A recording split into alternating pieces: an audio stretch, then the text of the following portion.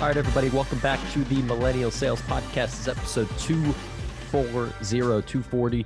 I'm your host, Tommy Tahoe Alemo. We're kicking off a brand new month. We're kicking off a brand new quarter, at least for me.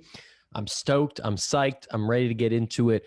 This is the show where young salespeople come to learn how to get better at the craft, how to grow your skill set, get the next job, make more money, be more fulfilled, whatever it is that you're looking for in the sales world. We're here to bring that to you. So thanks for tuning in. Got a great show for you today. I'm recording this on the last day of the quarter, June 30th. So truthfully exhausted, ready for a little recharge that Gong gives us the first few days of the new quarter. We've got the 4th of July when you're probably listening to this. So by this time, I'll be ready to get back into it. But right now, I'm running on fumes. Just got in my last deal of the quarter. So excited to hit the recharge button and excited about today's conversation.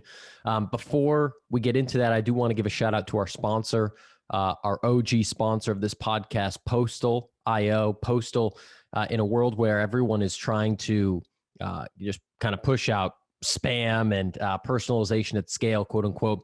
Postal helps you to actually personalize the gifts that you send to your customers, your prospects, your partners.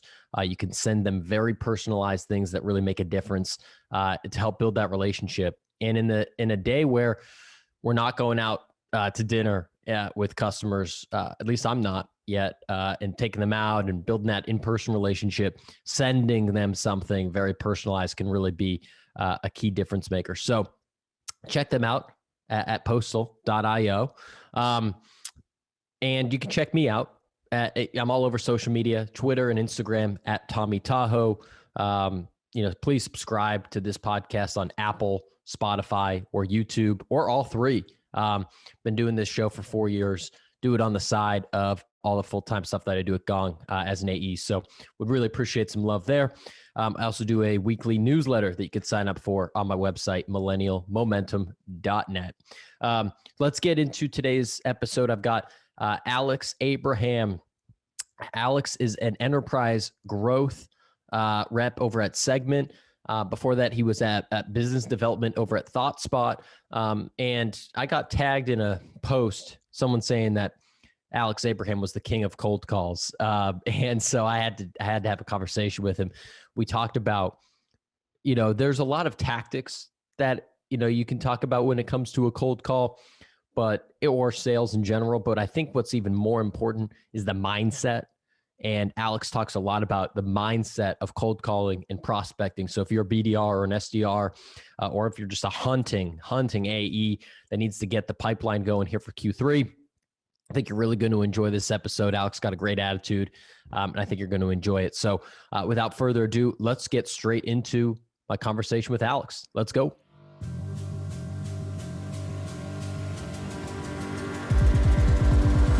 All right.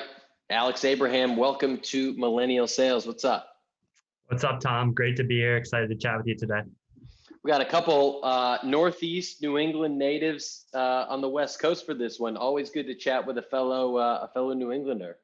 Yeah, great to chat with you too. Small world. Obviously, before this, we were talking about it. Had some ties to the Northeast. You played a little tennis where I grew up, which is funny. Nashua, New Hampshire. Not much going on up there, huh?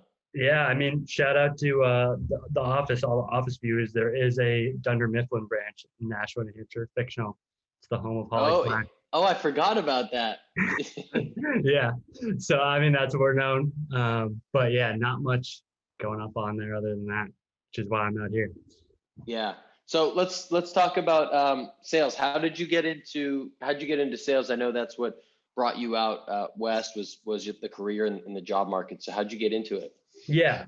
So I didn't know much about it. So my mom she works at a startup in New Hampshire. So in college, I did a few internships there, different roles, but looking around, it looked like the salespeople were having the most fun there and got a chance to get to know them and see what they were doing. It was like an inside sales model, but they were just having a great time. Looked like they were having fun at work. It seemed like something I was going to do. I wasn't really sure. And I just jumped into it after college. I had a friend that was a year older than me at UMass, was already in the Bay. Yeah. So on pretty much on a whim, moved onto his couch, like started looking for SDR jobs in the Bay Area, landed at Thoughtspot, a BI company, started my Yeah. SDR career, and have been out here ever since. So you moved here before you even had a job. You just went like, burn the boats. I'm moving Yeah. out. I'm sleeping on a couch. I'm going to find something. Well, it was tough because like all the jobs really, we were in office obviously back then, and they wanted somebody local as opposed to like this guy from New Hampshire who has to move out. So I was like, I might as well say I live in San Francisco, interview around. I was confident that I'd be able to find a job. And my buddy was willing to put me up until I found a job, thankfully. So shout out to Steve. He's probably not listening to this, but so yeah, Shout out, Steve. Took a leap of faith. And yeah, it paid off, thankfully. So the reason you're on this podcast, the reason we got introduced was someone had commented on a LinkedIn post of mine and said you were the best cold caller that they knew. Yeah. And I don't know about that, but we'll see. I am far from the best cold caller that I know. So and I know there's a lot of SDRs and prospecting and hunting AEs that are listening to the podcast. So like that's what I'm hoping we can get into. And from my perspective, I think there's kind of like two different levels to get into. One being the mindset and attitude that you need, and I think that's relevant to any piece of sales. And then there's more of like the tactical stuff. So I'd love to kind of go one by one and start with the mindset that you have around cold calls and prospecting, and that has made you successful. Yeah, for sure. And shout out to Matt for putting me on here. But you got a lot of pressure here. I know. Best cold caller he knows. I think, well, one, why I'm so successful is I probably do it more than anybody at the company. So it's kind of a chicken or an egg kind of thing. Like, am I the best because I'm tactically the best, or am I the best just because I do it the most? Right? Like, it's tough to say, but I do get a lot of practice. And I think why I do it the most is probably the mindset piece, right? I know intuitively that to be successful in the role, like you have to make phone calls. I sell to the enterprise portion, and email for us at least is not a very successful channel. Open rates are lower compared to some of the mid-market in SMB bands. So that's number one, right? Like I know intuitively that I need to do it to be successful. And then secondly, the mindset piece is probably putting away that fear of rejection, right? Like I think that's why most people don't do it. Is it's the most confrontational channel. Like you're getting people right off you're getting people live, and they can say no, they can hang up, they can say something mean right to your face, as opposed to opening it up over email or LinkedIn. So I think that's why it's tough for most people. But for me, I try to detach from the outcome as much as possible, just focus on the process, what I'm trying to get out of it. And I think that's part of the reason that I've been successful so far. Do you do anything to, I've seen Morgan Ingram, which this sounds silly, but it actually works. Like I've seen him talk about like getting some like kind of hype music or something to kind of get you in the right state. And if you've ever been an athlete, like, there's kind of that routine that you go through when you're warming up for a game or something like that. I'm curious, do you have like any sort of like a routine or anything before you go to kind of get yourself mentally prepped? Yeah. I mean, it depends. I think the walkout songs or like the pump up songs are always good. For sure. Depends what my music taste is. Been listening to Miley Cyrus lately. The Climb, yeah. I mean, I think that's a good pump up one. Yeah. But I think for me too is if I really am like, I need to think about why I'm making the cold call in the first place. Something that's probably a little bit more boring, but does pump me up is looking at customer stories, particularly in the enterprise band. Like, okay, like how have we helped out this big retailer that I really like and really respect do their business better? Or like, how have I helped out this really cool, innovative company, like actually do their business better? Like at the end of the day, you have to really believe and love the product that you're selling, right? And I think if you can do that before a call blitz or before you're making dials, looking at that and putting it back to the why you're even joining the company in the first place and why you're reaching out, I think that makes you handle the rejection a lot better because you're calling from the mindset like, I'm actually here to solve a huge problem that you have. So I think like those two pieces. I don't know if that makes sense. No, it does. It does. And it's not only I'm here to solve a major problem that you have. It's a problem you may not know about, Right. and is very common. And by the way, here's how we've helped, Bank of America, Uber, Google, whatever your case studies are. Here's how we've helped them to do those things. And so part of that is like, you got to do the homework. No one wants to read case studies. Like that's not fun. And your prospect probably doesn't want to either. Right. No. You have to tell them. Yeah. You've got to do that homework to be able to kind of tell the short version of that story. Right. Yeah, I totally agree. And I think like not only is it tactically useful to, have a company in mind that we've helped that's similar to them on the cold call in case it comes up, but yeah, it helps with that mindset piece too, which is, you can't control what's going on in the other person's life. There's a couple things that you can control when you're cold calling. I think Josh Braun talks about this, like who are you reaching out to? Like who are you targeting with the company? What are you saying? And then the tonality and your personality behind it and the mindset. So I think like if I focus on those three things and take results out of the picture, then the calls go a lot smoother. I'm not, beating myself up over one rejection. But that also means, right, that I'm not, going crazy over one win. It keeps everything in perspective, right? Like you could have a great win where you just call somebody, catch them at the right time. They're looking at your software, get lucky. And you could have a really bad call, like, the person freaks out, but you did everything right. You handled every objection, but it was legitimately, the wrong time for them. So I think it's important to keep that in mind too. And the first thing you said was quantity. And, I talked to Kevin Dorsey about this a couple of weeks ago. It's like, there's really only two levers to pull as an SDR. It's either more quantity or higher quality. Right. And so we'll get to the quality piece with the tactics, but when we're talking quantity, the number of reps you get is super important. I'm curious if you could share, like, do you have a range of what your goal is, like on a day or weekly basis, how many you make? Yeah, it's usually 50 to 60 a day, which is the higher range. Yep. And you can turn it up too. And I think probably the most important part for me for getting that quantity up, and I'm not the first person to say this or the last, like the eat the frog, doing it first. Like the first thing I do when I open up my laptop is make cold calls. I aim for 30 to hit half my goal. Like if I can do that within the first hour of working, then hitting that 60 becomes exponentially easier. Right. Yeah. And I think that's a mistake that a lot of people make is they put cold calls off because it's, probably the hardest thing to do as an SDR, depending on who you ask. But the longer you put it off, the hairier and scarier it gets to do. It's the last thing that you want to do. You'd rather send an email, you'd rather send a LinkedIn message or a Vidyard. But if you can do that first, and if it's something that you're focusing on, I would suggest the first thing you do when you start work is to do it. And that's with any job, right? Do the hardest thing first, and then everything else becomes easier. Yeah, I mean, you can land 30 in the first hour or so, then the rest of your day is like a piece of cake, sending out emails and, making the other 30 or, 20 calls and, doing your prep work and all the other things that you have to do. But if you get that done by, let's say you start work at 9 and you do it by 10. So by 10 a.m., you've got half of your calls made.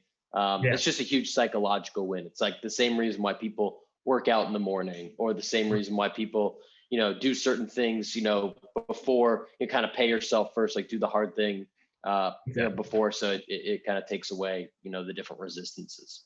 Yeah, I'm a big believer in that. And, you might get lucky, get one or two meetings in that first hour of the day, and then you're really feeling good, right? Like it's just natural. And the rest of the then day, you're feeling yourself. You're feeling good, Steph Curry, you just hit a 3 and the rest of the day is smooth. So for sure, it's something that, I did today and it was a good day. So whenever and it's simple, right? Just focusing on hitting that 30 with the first hour, like it's the most important thing that I do. And then the rest of the day goes that much more smoother.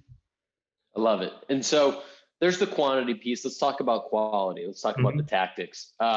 What do you think either makes it for you and makes it a great cold call? Like, Josh Braun has those few things, there's only so many different ways you can do it, so many different things that you can control. what do you think either that makes yours particularly good, or maybe just a common mistake that other people that you see, make that's an issue? Well, I think objection handling is probably where people go wrong, is that when somebody throws out an objection, they tend to get flustered and, the call goes off track there. So I think there's a few things that I track, like my opener, and then from the opener, you go into the middle of the call, which is traditionally objection handling. And then closing, right? Like those are the three levers that I focus on and pulling on. And then you have to use data at that point and use those reps and use like call recording tools like Gong, for example. Shout out to Gong. Yeah, shout out to Gong. But right, and then play it back. So for example, tactically, if I'm not to overreact, but like if I make 400 calls and like have 10 connects and I'm losing people within the first 30 seconds, right? Like that tells me that there's something wrong with my opener and need to make a switch, right? If I make it to the middle of the call, but I'm not objection handling well,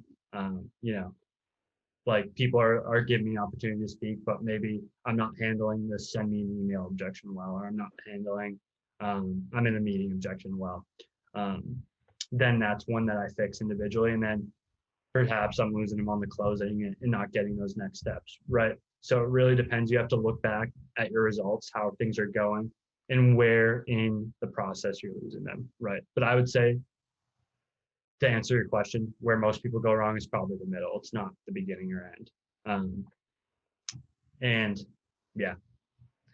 we can dive into objection handling too. But when do you do that analysis, and how much time do you take to kind of like review the game tape? Yeah. So obviously quarterly, you look at your number of results, and we do a pretty intensive QBR process. But for me, I like to do it at the end of the week too, like my activity, my results, like my dispositions on cold calls. It doesn't take too long because luckily we have really good Salesforce reports and outreach reports that do it. So you can kind of look at your activity results pretty easily. And from there, I also look at like how I'm tracking the quota for this week and breaking it down too. So a number of those things. And then from there, I have my weekly one-on-ones with my manager where occasionally we'll do call recordings too and going through that. Maybe there's one that stuck out in particular that I'd like additional feedback on, because that's another good point too. And why I think like tools like Gong are so important is I'm not the only one that's giving me advice on my cold calls. It's AEs, it's my managers, it's peers as well. The ability to get external feedback and on how you're doing too, I think is important. Yeah, absolutely. So let's talk about one or two of the objections to kind of close this thing out. So you mentioned one of the more common ones is like, you call me and I say, yeah, it sounds great. Can you send me an email about it? I'm going to put you on the spot here for a second. What do you say to that? Yeah. And this is probably like one of the reasons I'm on the podcast is I'll usually handle those objections with humor, do something funny, like out of the box. So like send me an email. It's like, I'll usually say literally this, like, hey, I'm sure you're not just sitting at your desk waiting for a cold call. Completely understand. Happy to send you some information if need be, but like, what's important to you? And I use that for not interesting too. Like, hey, totally get it. Like, you're not sitting at your desk waiting for a cold call. Can completely understand. Can I have 20 seconds to tell you what I did?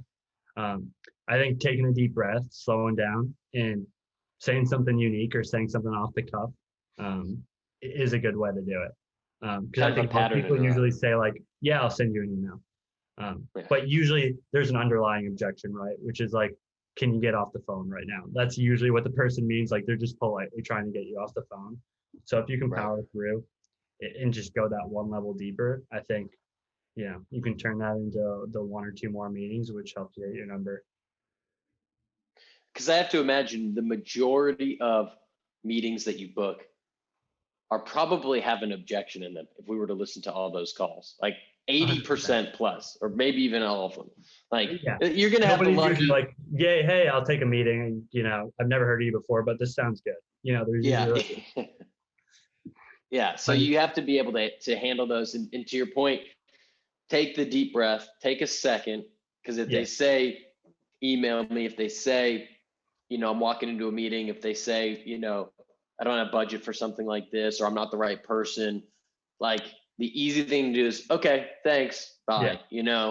That's kind of your natural reaction, to not kind of be confrontational, but you have to your point, push it that extra step in an interesting way so that you can kind of break down the barrier that they're trying to put up.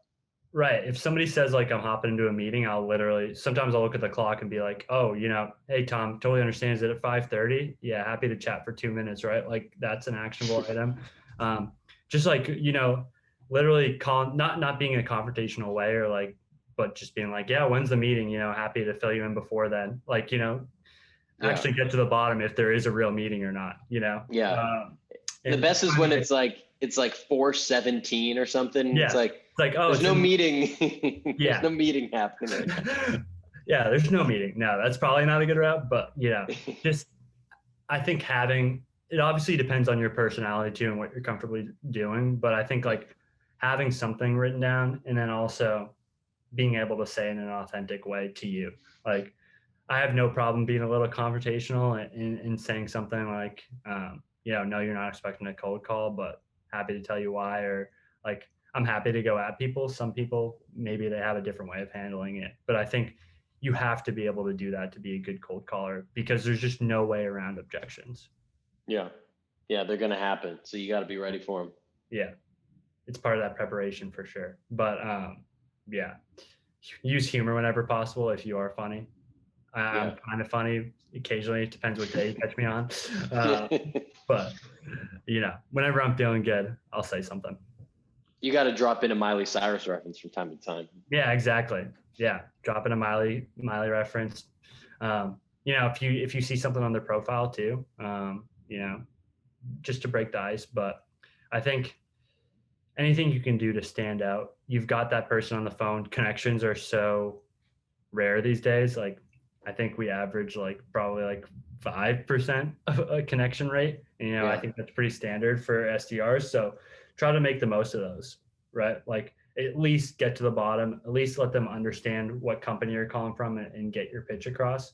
And I think if you approach it in an authentic way, you'll get to that chance. You can't control the outcome. You can't control whether it's the right time for that person, but you can control a few things. I love it, man. I love it. Before we wrap up, is there anything that we didn't get to that you wanted to share with the listeners?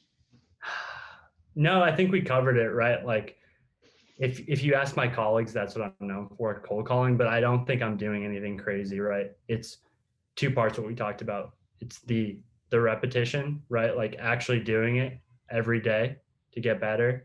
And then it's being able to be reflective and look back and make adjustments based off how you're doing. I think that obviously takes like a call recording software, if you have that, to be able to look back and listen to your calls, which are painful, but it's two parts, right? It's the action and reflection. And if you can put that, and that's any skill, right?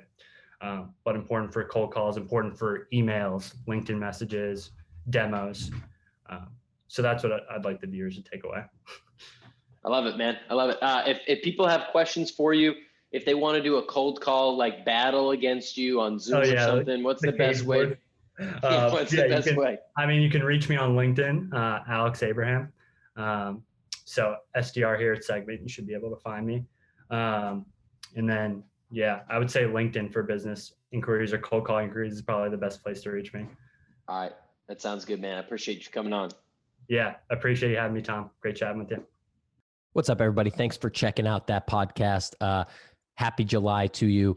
Would love if you took 22 seconds and hit subscribe wherever you're listening or watching this. Apple, Spotify, YouTube, your favorite podcast player. And be sure to check out some of my content on LinkedIn. I'm Tom Alemo. And on Twitter and Instagram, I'm at Tommy Tahoe. Have a great day. Make it legendary. Peace.